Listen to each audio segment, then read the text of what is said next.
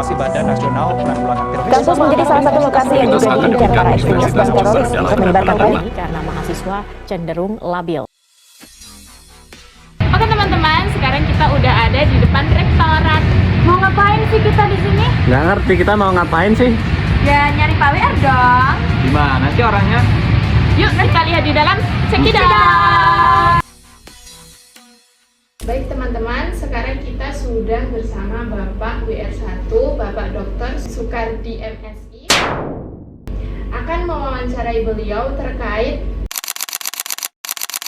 antisipasi bahaya radikal kanan dan kiri di perguruan tinggi. Baik, langsung saja pertanyaan pertama. Apa yang dapat kita lakukan untuk mencegah paham radikal di lingkungan kampus menurut Bapak? Ya, paham radikal sesungguhnya adalah embrio dari gerakan kiri yang ekstrem kiri, ekstrem kanan sama aja radikal ya. Dan itu sebenarnya bagian dari protes sosial yang ada di peradaban lampau.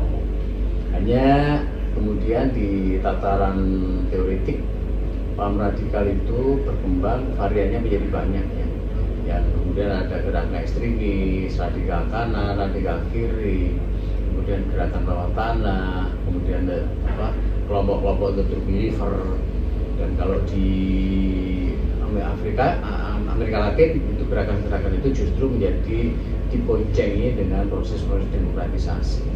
Dan di kampus sesungguhnya kita secara nasional kita sudah punya sistem yang sangat baik, bahwa pendidikan inklusif itu adalah pendidikan yang mengedepankan tentang kolaborasi dan tidak ada penajaman kutub kelompok, golongan, ras, agama itu menjadi tajam, tapi itu yang kita edukasi. Nah, di perguruan tinggi utamanya di UNMER sendiri, program-program ini yang telah kita integrasikan di dalam namanya subpokok bahasan dalam tiap mata kuliah dasar ya, antara kewarganegaraan, pendidikan agama, Pancasila, dan juga bahkan itu diinsert masuk di dalam setiap bahasan-bahasan namanya soft skill di tiap peminatan utama atau paling inti tiap prodi. Jadi kira kita berangkap berlapis-lapis untuk membentengi mahasiswa supaya tidak diintrusi gerakan-gerakan radikal itu, utamanya berkaitan dengan fundamentalisme. Pertanyaan selanjutnya, mengapa mahasiswa di lingkungan kampus rentan terhadap radikalisme? Mahasiswa itu menjadi kelompok rentan karena sebenarnya faktornya bukan hanya mahasiswa itu adalah orang yang sosok pemuda yang ingin mencari identitas, tapi memang secara fundamental dia ada dalam suatu situasi transisi, apalagi Gen Z ya. Gen Z itu di dalam mencari identitas, mengkapitalisasi identitas dirinya itu melalui banyak ragam cara.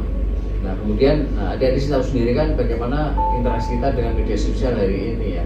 Kita ngupdate status, intensi kita dengan pergaulan dengan internet, dengan media-media online itu lebih banyak dibanding dengan media tulis. Itu juga menjadi kerawanan tersendiri. Nah kalau kemudian mahasiswa itu ada kerentanan, sesungguhnya adalah tidak semuanya seperti itu, karena pada dasarnya mahasiswa juga banyak punya ketahanan yang juga baik terhadap radikalisme, apalagi itu menyangkut tentang kekutuban. Dan ini adalah kalau mahasiswa sebenarnya kan yang kita ketahui adalah dia adalah proses panjang dari sejak SD, SMP, TK, PAUD bahkan sampai SMP, SMA atau dan belum lagi dia bergaul di dalam lingkungannya, kelompok sebayanya itu juga tidak semuanya gampang dipengaruhi. Tapi lagi-lagi kalau kita ada mahasiswa yang cukup rentan itu nggak banyak.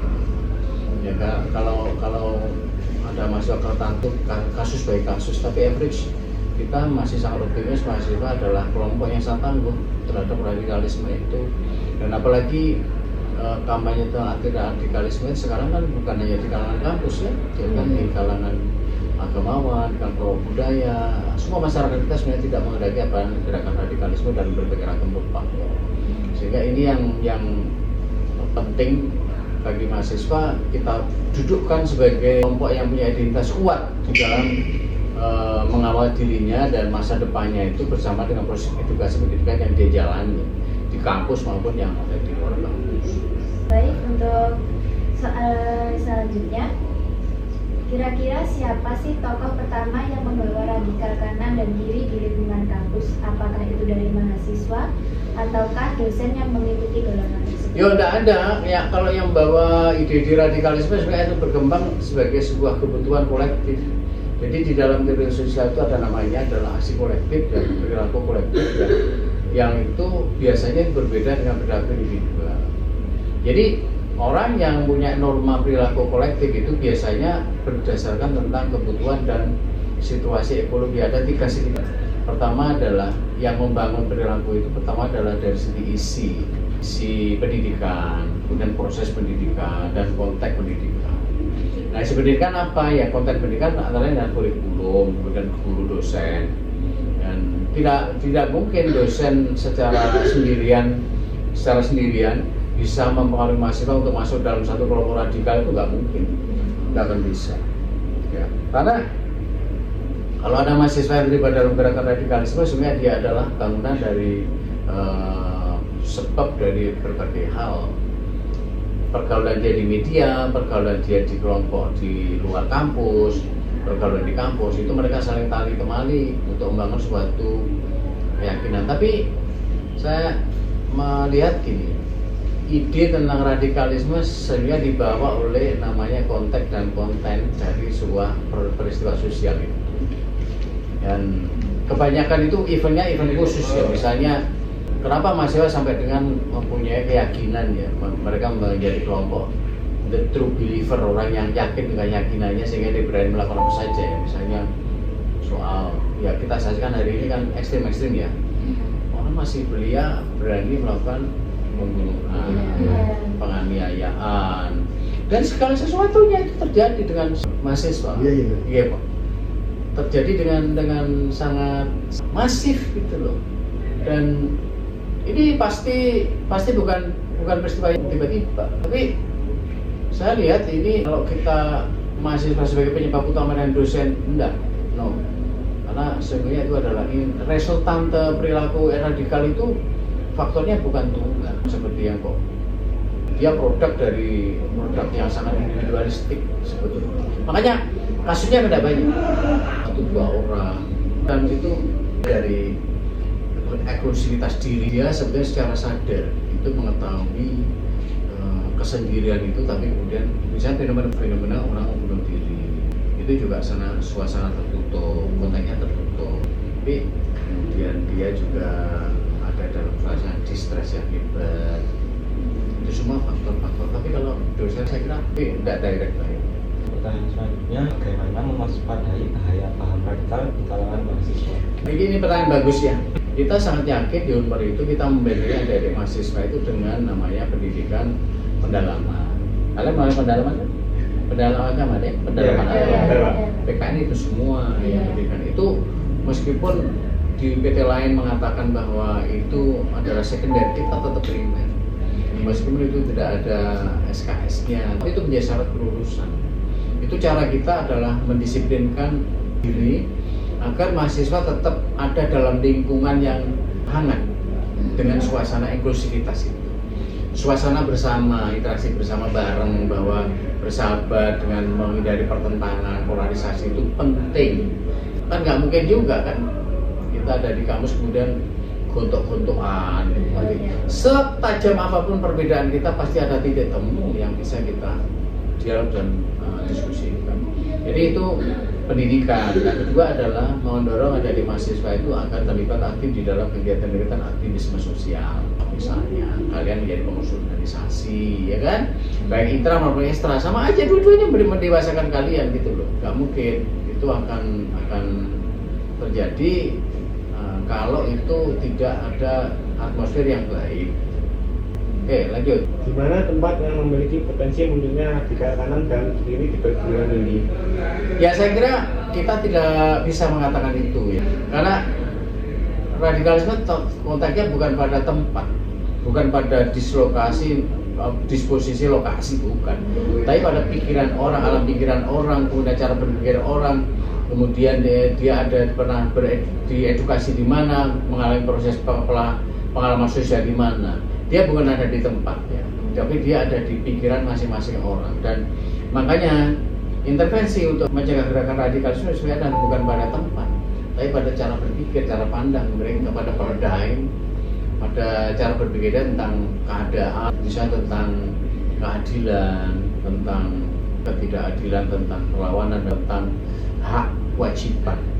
Itu adalah prosesi yang dibangun supaya itu tidak mengganggu tentang etik kerukunan yang harus dibangun di semua lingkungan dari mahasiswa. Yang terakhir, kapan langkah pencegahan paham radikal diterapkan di lingkungan kampus? Nah, saya kira sejak kalian mau direkrut mahasiswa.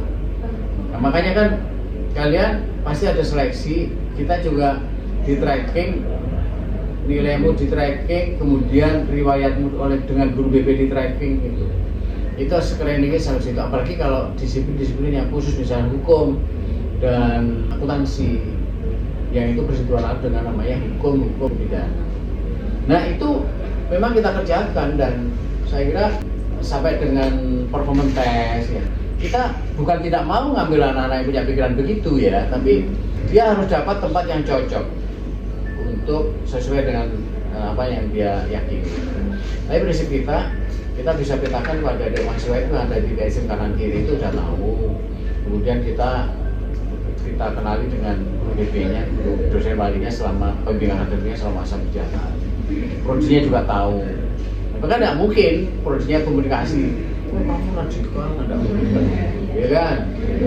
Itu saya kira hal yang sangat penting dilakukan oleh kampus supaya memang bisa mencegah, melakukan tindakan preventif terhadap semua potensi-potensi yang akan terjadi.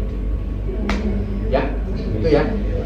Baik, terima kasih atas waktu yang sudah Bapak berikan, sudah menjawab beberapa pertanyaan dari kami, sudah mau membantu kami untuk menyelesaikan tugas KWN ini. Sesi terakhir boleh kita minta foto bersama. 1, 2, 3.